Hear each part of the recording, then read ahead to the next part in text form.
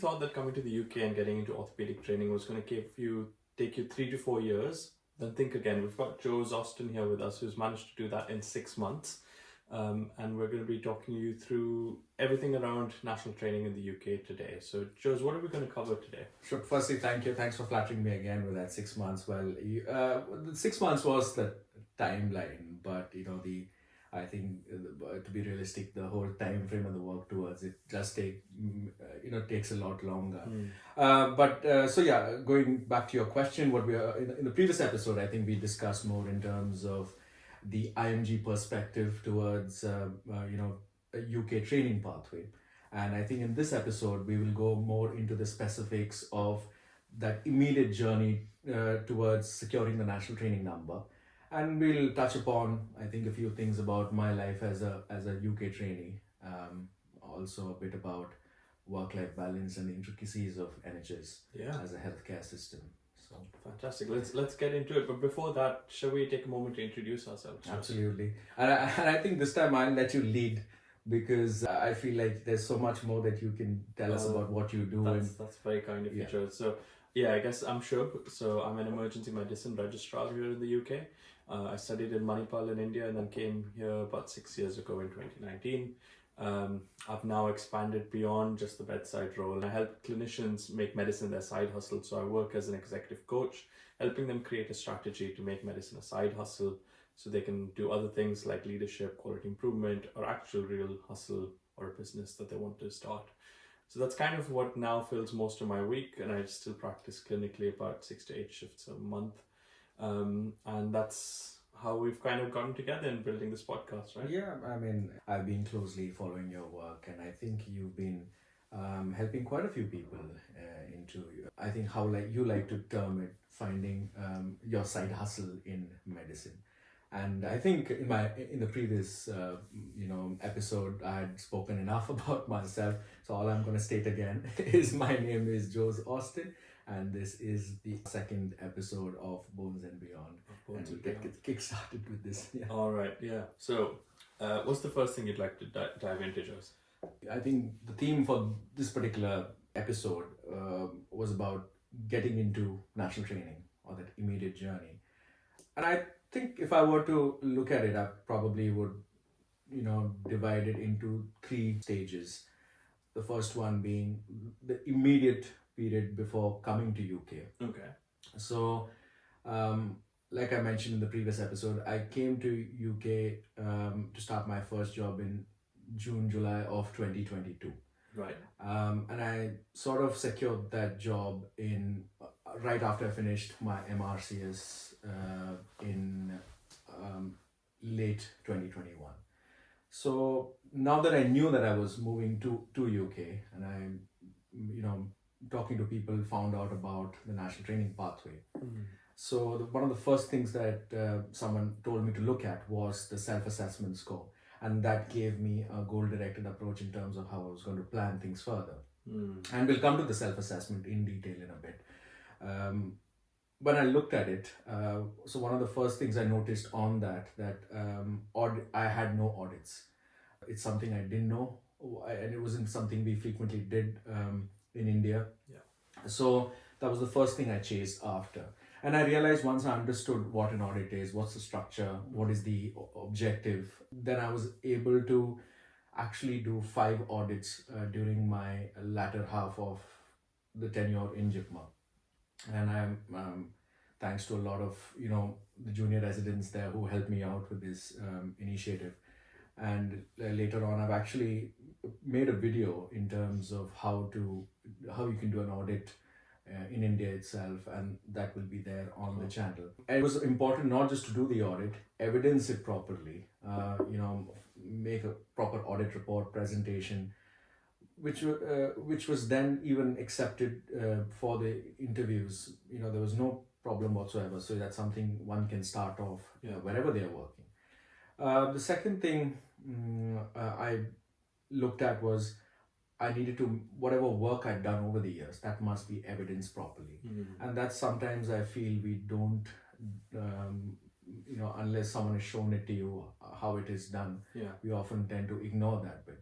So before leaving, I ensured that I had all my logbooks. It did take a lot of time, but I ensured that all the cases that I've done, I transferred it onto e-logbook and got it validated by two consultants with their signature on all pages. We do take on a lot of management roles, leadership roles, even sports. Being captain of the basketball team counts as a leadership role for the interview. So getting all of that evidence, before you come into UK, because that's your hard work through the years.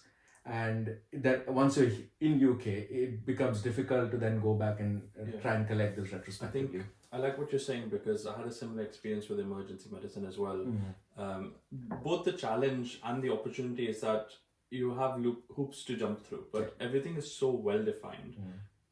Sometimes we feel like, we struggle to show how we've done that. But at the same time, if you manage to show how you've done that, you can win the game quite easily, right? So when you say you've documented properly, you've given us an example of actually putting it onto the logbook, getting it signed, and the way that they've described that evidence would be accepted. And you were able to do that back in India and got the numbers counted when you came to your interview. That's right. I mean, because it's genuine. It's you've worked so hard in your life towards it. Just because it's been done in a different country doesn't non-validate all that thing, that your effort that you put towards it.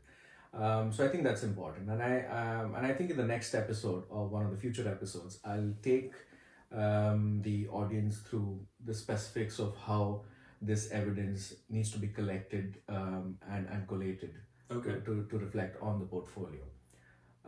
So that was for the period right before you even came to the UK. Yes. And I think one thing which is synonymous through the three stages I will talk about, one needs motivation. It's not easy. And it requires discipline, because all of this takes time, takes effort. And I feel the last thing is you need to have the belief that it will be possible. People will tell you a lot of things, but you need to believe that this will be possible if you just go after it. Absolutely. And as we touched on last time, stop telling yourself that it's going to take a lot longer and that, it takes 8 years to become a consultant in the UK. If you look at it, compare it to your journey in India as well, we talked about it in the last episode, that actually it's not that different of a timeline. Because you're building competency over the years, and those are just job roles. It's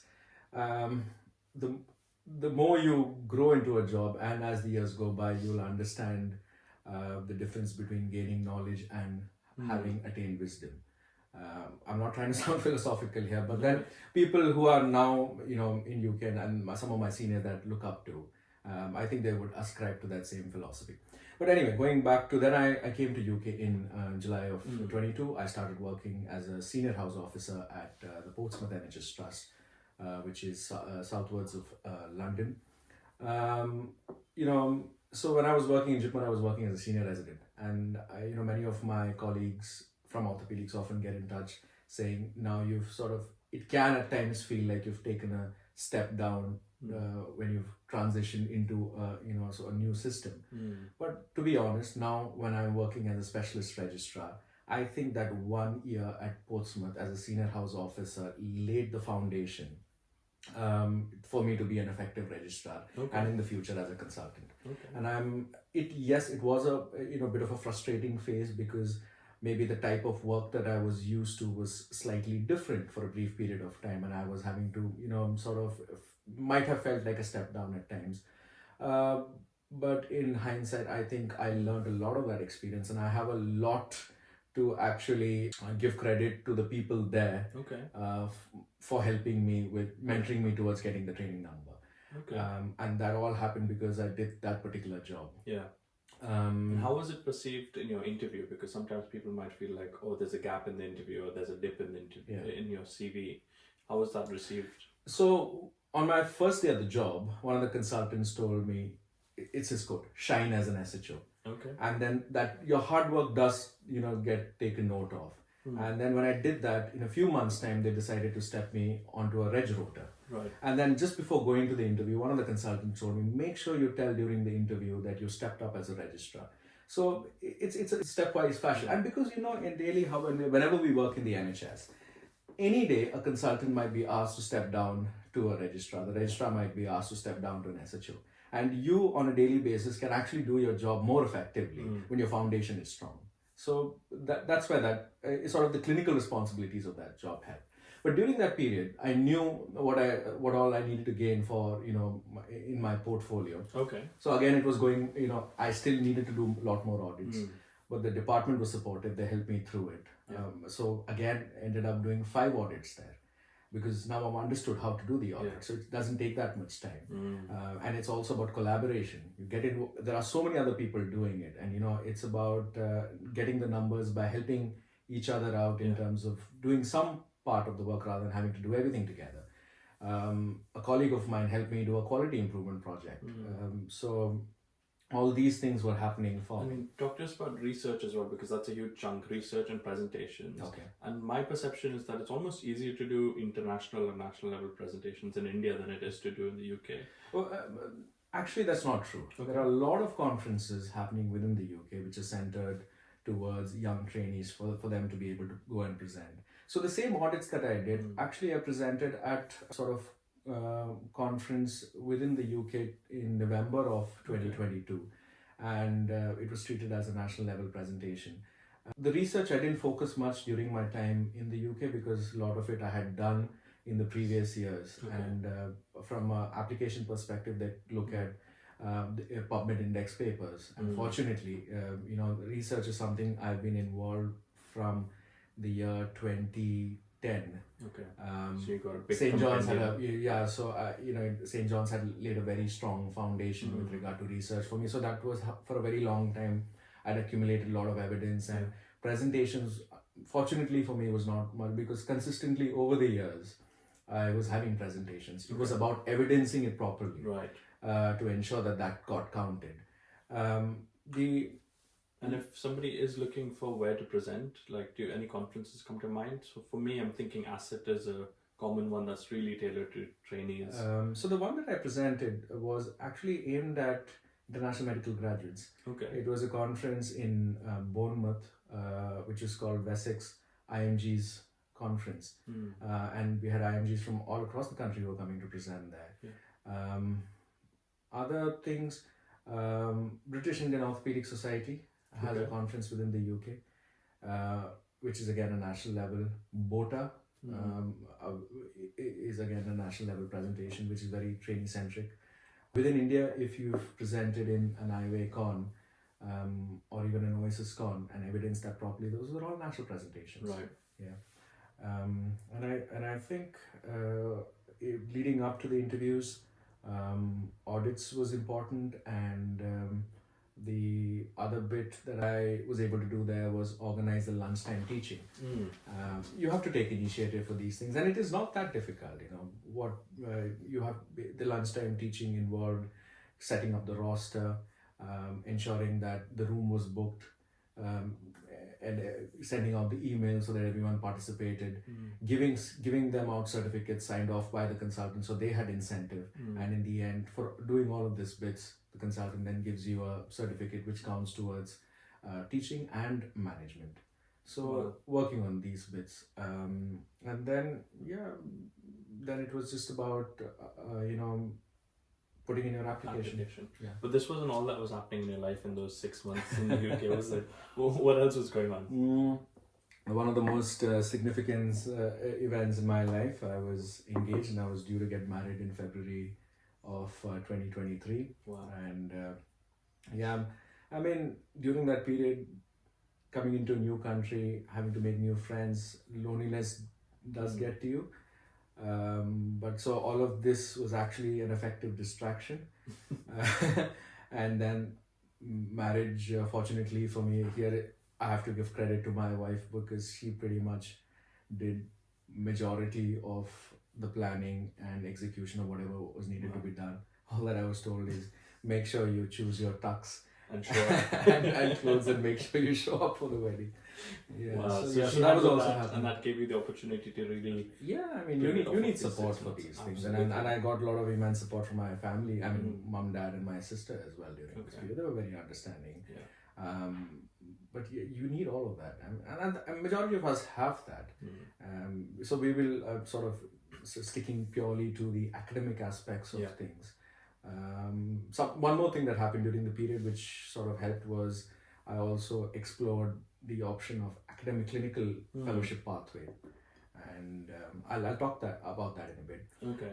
So the third aspect was then the interview in itself. Yeah. So once I knew that I had been shortlisted for the interview, it was about then throwing yourself into the deep end. I caught hold of every single registrar who was there and I asked them what are the stations that you had, and just give me a mock of exactly those same stations. Clinical knowledge was there fortunately for me, so what I needed to practice on was the prioritization and then being able to sell myself in the portfolio station. So for people who don't know, tell them what prioritization is, because it's a unique thing that most of us in the Indian situation at least don't think about. Or from an interview perspective. So I mean, for people who are gunning for the number, they would be crystal clear in terms of what prioritization is. But prioritization is basically a form of list planning. And for those who would have taken the MRC's exam, there is a particular station where you would be asked to plan an operative list, taking into certain, facts into consideration, and that information you have to gather, or sometimes the examiner will provide to you. And the other, so this prioritization station comes in two types of scenarios. One will be, and this is what we normally do within the NHS. The registrar has to plan the list. So you'll be given a list of patients, and you have a theatre to be planned for the next day, and then you have to prioritize in which order you're going to be listing the patients. The second would be like in a handover scenario, where you're the incoming on-call registrar, and you have a so-and-so person with you, and these are the cases which are waiting down in A&E for you to be seen, or these are the patients who are waiting in the ward. How are you going to now prioritize your work? So it's basically an extension of what we do pretty much on a day-to-day basis in an on-call emergency take in the NHS. Yeah. So they're testing you on that. Wow. Yeah.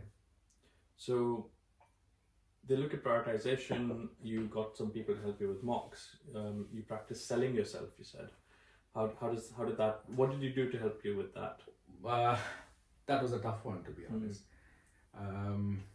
because that's something we are not very good at, or we haven't been trained very well in while we undergo medical school training in India, because maybe we don't have the time. We're basically running the race from one exam to the next exam to the next exam, whereas the selection process in the UK is competitive interviews at every stage, even to get foundation training or core surgical training. So they've been through that process of how you put yourself out there and talking about your achievements, and it's a very fine line between sounding arrogant as well as marketing yourself well. And unless you speak about your achievements, nobody else is going to come to know, because you've got 10 minutes essentially. Fortunately for me, I had a lot of content. Now it was about how I will be able to structure that into an answer. And the usual format that people tell you, the first question in the interview will be, take me through your CV, why do you want a national training number, why do you want to be an orthopedic surgeon? So that they say it's your moment to shine, or an Oscar winning speech. So that's something you can prepare, and we often follow the format CAMP, clinical academic management and personal. So it's not just about going to AIMS or going to Chipman and studying in KMC and the scores you got. It's about only an element of it, isn't it? Yeah, it's about how you organize that answer. It's about sort of selling yourself during that period, and sometimes it doesn't come naturally to a lot of people. But that's your time to shine, and then so that's more often than not, that's the starting question. And if I were to give a tip, so whenever, for people who are going to be taking the interviews in the near future, whenever anyone asks that question, answer that question first. For example, why do you want to be an orthopedic surgeon? Answer that particular question first before going into your your prepared speech, and then also end with summarizing what the question was asked. That's one tip for that, essentially. Okay. Yeah, I think that's really useful. I see a lot of people take a question and say, oh, this fits into this pre-made answer, and just give the answer. But at the end of the day, you need to have a conversation with the person on the other side of the table. Brilliant. So we've gone through what you did before coming to the UK, how you optimize your time in the UK. So you got this interview based on your self-assessment score. and then uploading evidence for it, and then you managed to ace your interview and got into the training program. I wouldn't necessarily say ace the interview. I think I Well, just about did enough to get through. You got where you wanted to get to, so Yeah. let's call that a win. But let's look at the bigger picture and say, what is the game that you've kind of got to play, because it's a different game from India. I'm glad you use the word game. In a certain sense, or what I'm trying to say here is it requires planning, and you need to understand that whole process for you to be able to prepare for that race. And I think I keep emphasizing again and again on looking at that self-assessment score, and this is specifically from an IMG perspective. Yeah. And then let me just sort of pull it up so that we can talk specifically in terms of what the self-assessment score is and how I looked at it. The self-assessment is basically a 34. It was in my time it was 32 marks. Now it's 34 marks, and that based on that you get shortlisted for the interview. Right. From what I remember, the top 360 candidates amongst all applicants who've been longlisted get shortlisted based on their self-assessment score. So it's about 12 questions in total. There are marks which are allocated for it, and then there is a certain cutoff. So on this, I think the one that trumps people the most is about the N factor, which is basically sort of a denominator which is attached based on the years of experience you have. And I'm happy to share that my N factor was 5, because that's a dilemma for a lot of people out there who are in my same position. Yeah. But still, it is possible with that. And as how long high as can a N number go? that was the maximum. That's the maximum. That's the maximum. So whatever score you get for your presentations, your research, audits, all of this hard work, it gets divided by your N number, is that right? Unfortunately. That's so when I said I'm happy to, he was happy to share that, yes, I was in the same boat, like so many people out there. Yeah. But it was not a very happy feeling back in the day. And just to put that into context, if someone's done 20 audits, for example, and someone's done 5 audits and your N number is 4, then 20 by 4 becomes 5. Yeah.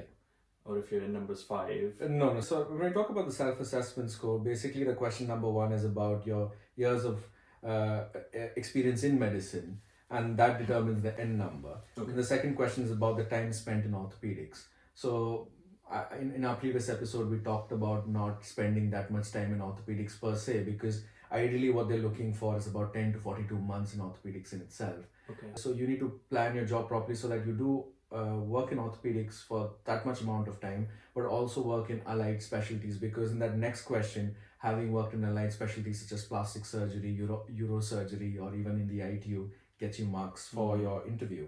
And then it's about the surgical competency. They look by checking wholly completed hip fracture fixations, which is the bread and butter of orthopedic trauma, if I have to be honest, and goes back in terms of collecting evidence from the past, and also complementing it from evidence that you've done while you were in UK.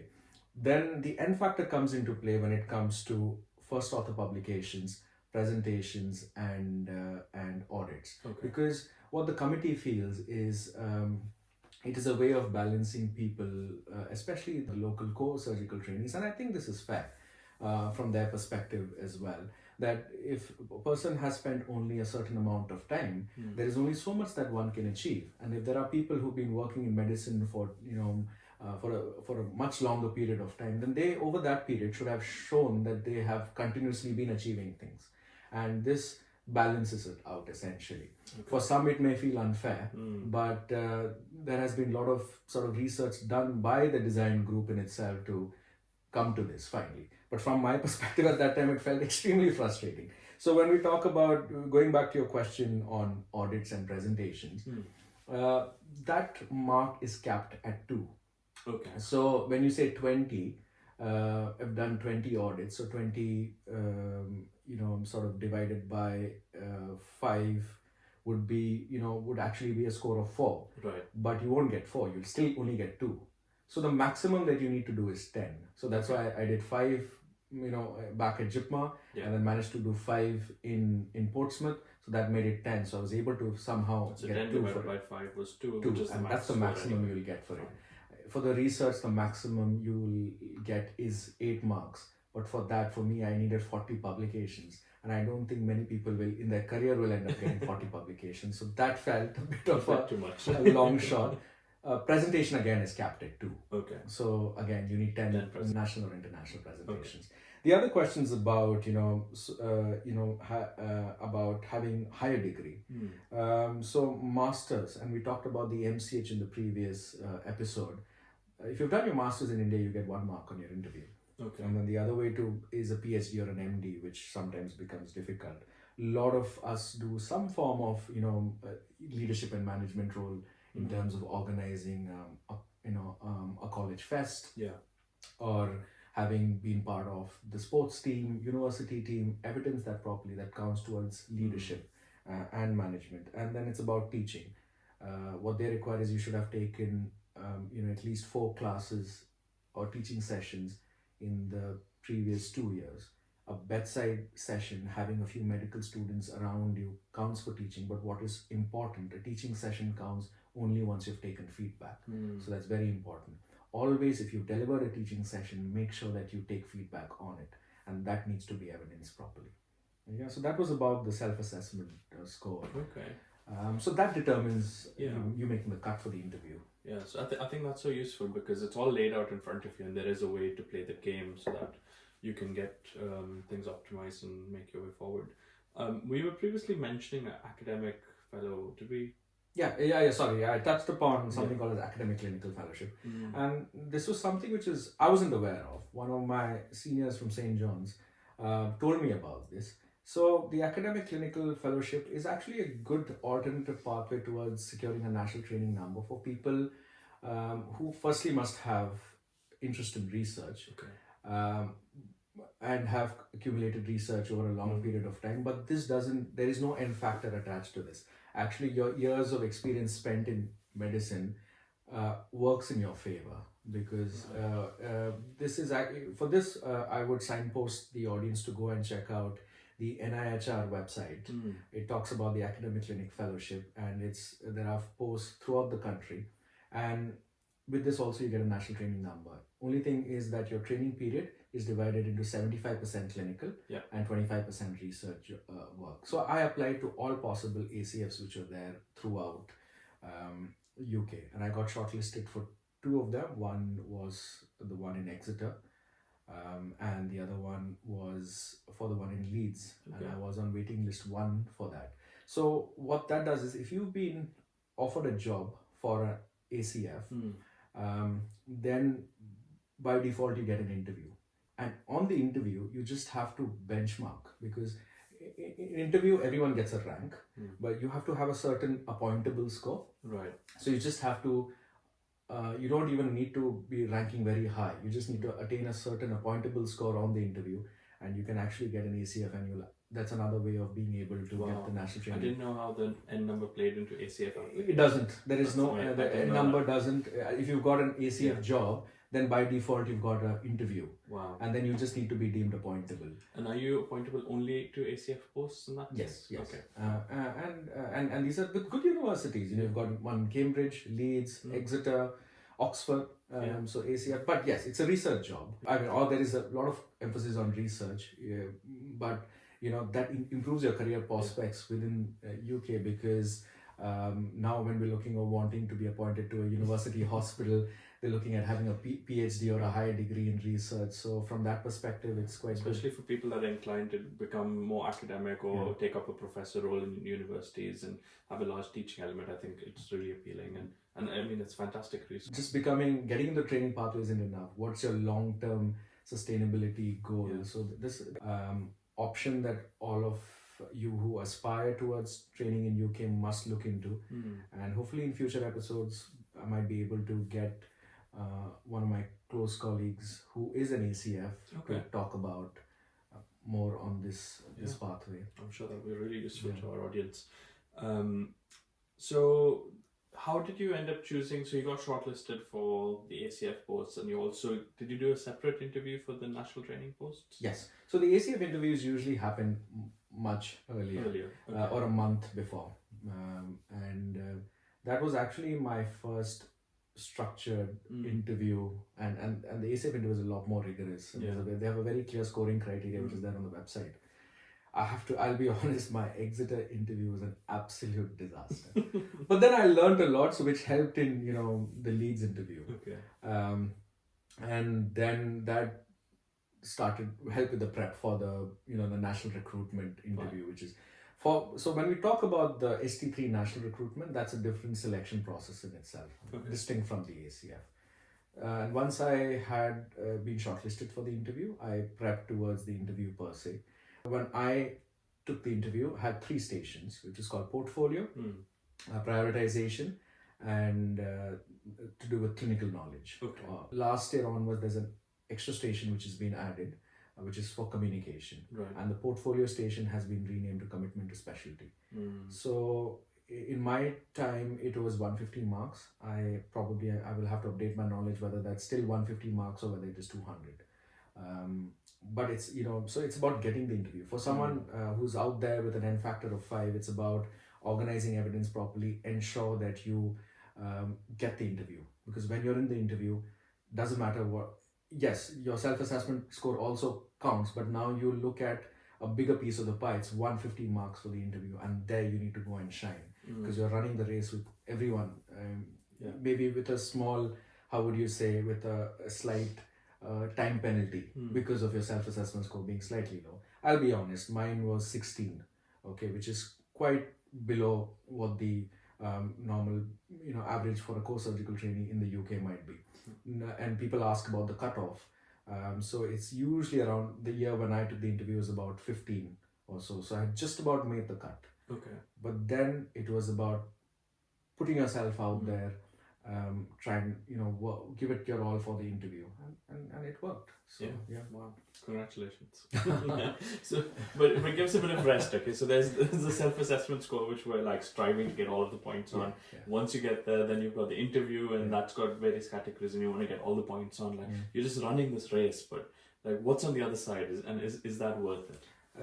On the other side was this feeling of nirvana.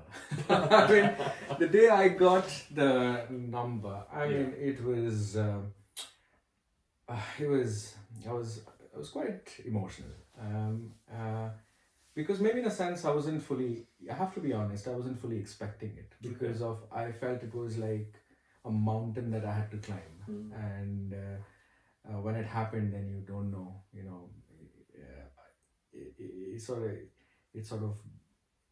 it brought me sort of a deja vu feeling when we first, with one of the basketball teams, when we won the championship for the first time. Because we're never won, we're always finishing second. When you win something, and then you understand why the sports stars, they cry when you see them winning something, because maybe you just get overwhelmed. And then, a few days later, when I got sort of bumped up to East of England job, and it's an Asian dream to be studying in Cambridge or training in Cambridge, I was over the moon after that. I knew, like I said in the previous episode as well, I was seeing my sort of future within, long-term future in UK, and I also wanted to be trained well as an orthopedic surgeon. In a competent manner. So the training program here provides that structure to be able to achieve that, and that's why I really wanted to secure this particular pathway. Amazing. So give us a feel of what your week typically would look like. Okay. So as a trainee, there are certain people who are allocated to look at your development and your guidance. The person right at the top is the training program director. In a larger trainee like us, we also have a deputy training program director. And then with each hospital that we rotate through, we have an assigned educational supervisor who looks at your overall development, if you've ever got any problems or how your training is progressing, and they file a report on a year basis for the ARCPs, which is an annual review. Normally we rotate every year from ST3 to ST8 through different hospitals. I started ST3 year last year in Norfolk and Norwich. This year I'm at the James Padgett, and in the future years I'll be working at Ipswich, Colchester and Cambridge. Okay. And for each of these years I will have an assigned educational supervisor, And then we normally have 6 months rotations each in all subspecialties of orthopedics. There are about 8 subspecialties, and this is building us up towards becoming a consultant in the UK, and also building us towards being able to write the fellowship, the FRCS exam. Most trainees take that during their ST7, ST8 years. Okay. So what about like every semester or year do you have exams, and what about like thesis? So thesis like we had in the MS in India, we don't have that here. It's a competency based curriculum. Yes, if you do take on a PhD work, you can have thesis, you can do research on the side. To be able to be certified, you need to have evidence of research, which would be either recruiting to a national trial or a sort of PubMed index paper, or being involved in research presentations at a regional and national level. So it's part of the curriculum, but there is no dissertation as such. Okay. All of this needs to be reflected in an electronic portfolio, which is the ISCP, and I can talk about it in one of my future sessions.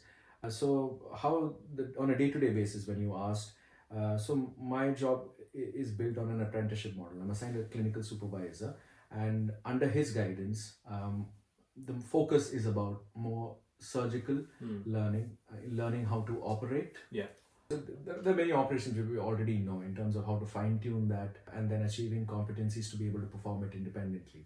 And there are certain index procedures which are listed. Say, for example, we need to do 80 major joint arthroplasties, I think about 20 or 30 osteotomies, nerve decompressions, and then trauma procedures, which need to be done so that you can be certified. And you need to hit a level 4 on all of this, which is reflected in the electronic portfolio. What does level 4 mean? Level 4 means as a day 1 consultant. Okay. Independently. Okay. Being able to anticipate variations in the presentation on table, and being able to address complications. Okay.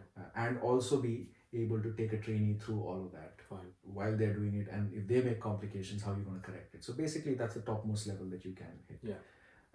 It's a competency based curriculum. So it always doesn't have to be 6 years. There are people who finish it off this training or get their CCT earlier if they're able to establish that they have achieved these competencies much earlier. So it's not like in India it's a time fixed phenomenon. Yeah. Here the training is competency based. So normally what is provided to me is at least a minimum of 3 consultant length theatre lists per week. Okay. And a minimum of 2 clinic sessions per week. Our job is predominantly theatre and clinic. Yeah. In between we do have to lead ward rounds. But a bulk of our training happens in theatre and clinic. Okay. What about on-calls? Yes. So everyone has that block. Okay. Either different hospitals have different. When I was working in Norwich, it was a shift pattern.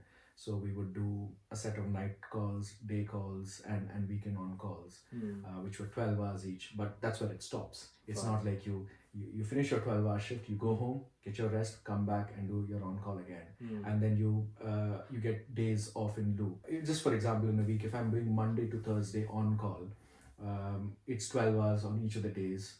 Then you go back, you do a handover. Nobody then bothers you with regard to it. Then Thursday, Friday, Saturday become you're off. So that helps in getting good work-life balance as well. Here in James Paget, it works slightly differently. It's once a week on one of the days you're on call, and on some of the days you're off-site. Fine.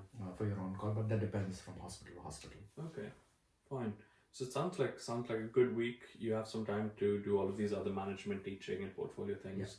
Yeah. You're also prepping to your exams, which is like your FRCS exam, which people are familiar with.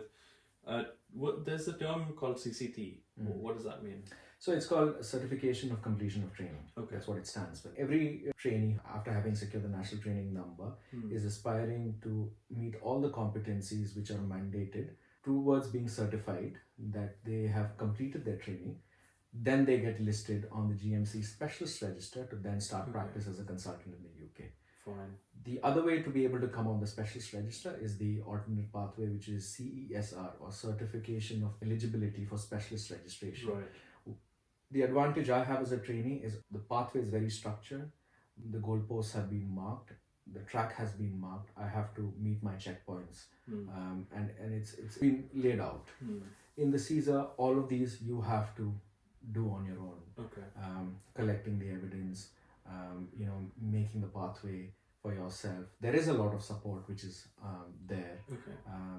but many of these you often have to do on your own. And that's the other alternate way to be able to be on the special register, start working as a consultant. So both will get you on the specialist registrar, but the only way to get a CCT is through a national training post. Yes. Is that right? Okay. Fantastic. And talk to us a little bit about fellowship. Do you have to do it before CCT, after CCT? And I think the term in itself can be a bit confusing sometimes, because we talked about like academic fellowship and I did a quality improvement fellowship. Those are slightly different from what you do as orthopedic fellowships, right? True. I mean, when we talk of fellowships, and in majority of cases, people do it after their CCT. Okay. So before starting a consultant job, and after they have attained CCT, they do something called as post-CCT fellowships for a period of 1 to 2 years. Many people go to Australia, New Zealand, and even the United States to work dedicatedly in an area of special interest, so that when they take on a consultant job, they make themselves as appointable or selectable as possible, and then try and practice that aspect of orthopedics as a subspecialty or special interest. And the fellowships here, I mean, in Norwich, I was able to work with a few fellows while I was working as a registrar. They get quite a bit of hands-on opportunity, surgical experience as a fellow, because by the time you are quite a senior operating surgeon, you're basically peri-consultant. Whereas sometimes I feel like in other places, in other countries, when you talk of fellowship, it ends up becoming observerships of a namesake, which you also learn, but I think surgery is often learnt by doing. I see it as like that final phase when you're just purely refining by just doing it over and over and over. And in terms of logbook numbers, in most places, they hit very good numbers as fellows. Okay. Wow. But that is needed, because if you're going to be practicing in an area of special interest, I think, and I also will have to do a fellowship if I want to be thinking of making myself as selectable as possible for a consultant job. Okay. Wow. So if any of our listeners at this point are feeling like, oh my god, this is so much, there's like, it's endless, it just keeps going, there's more and more hoops to jump, what would you say to them? Well, I mean, it's the career that we've chosen, isn't it? Now that we've sort of gone down this pathway, I mean, don't think of all of this. Yes, it is stressful, but it's the period of transition which is stressful. Right now, I would say I'm very happy with my work and how the training is progressing. Could change in the future, we never know. Never say never. But to be able to get to this point, yes, I've had to go through a stressful period, and it's that period of transition, applying for that number. And whoever is possibly listening to this is the one who's already quite motivated and going through that period. But there is always light at the end of the tunnel. It's about believing in yourself and going after it, and then you will then later on reap the reward for it. Maybe it's been too much of academic talk. In terms of the other things that training offers you is there are opportunities, for study leave, for going for conferences. As trainees, we get a budget of almost £1,000 in a year for other courses that we'd like to attend. We get 30 days of study leave, as compared to someone who's working in a trust who gets about 15 days. We get allocated to a lot of workshops, cadaveric dissection programs, that is helping with my surgical learning.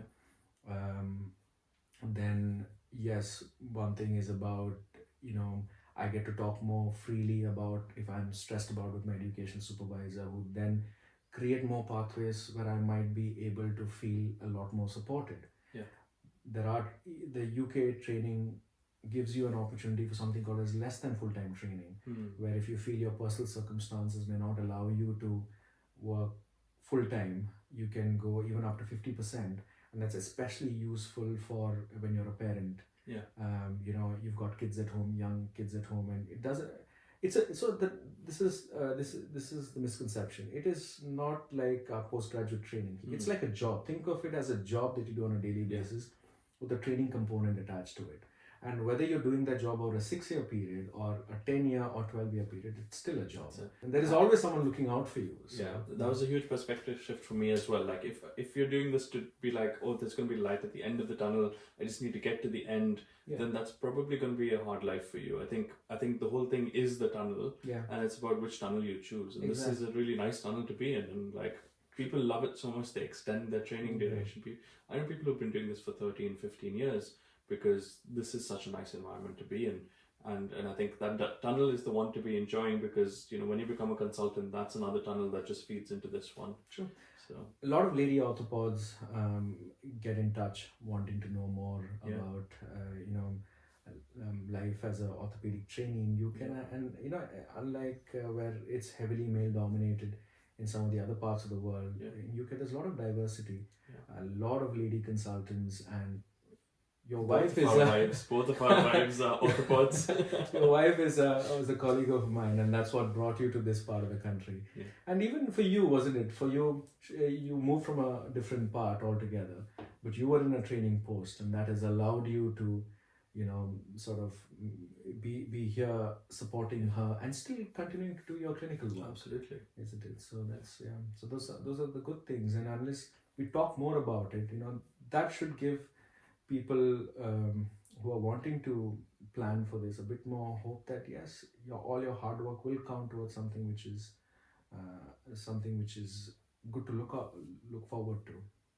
So yeah, I think this is a very nice place to be bringing this episode to an end. What are your plans for the next few sessions, and what can our audience expect? Yes, so for the future, or maybe the next episode, I'm thinking I will cap this entire phase and take the audience through my portfolio and using my journey as a template for them to then see how they can tweak their own pathway so they get to where they want to be.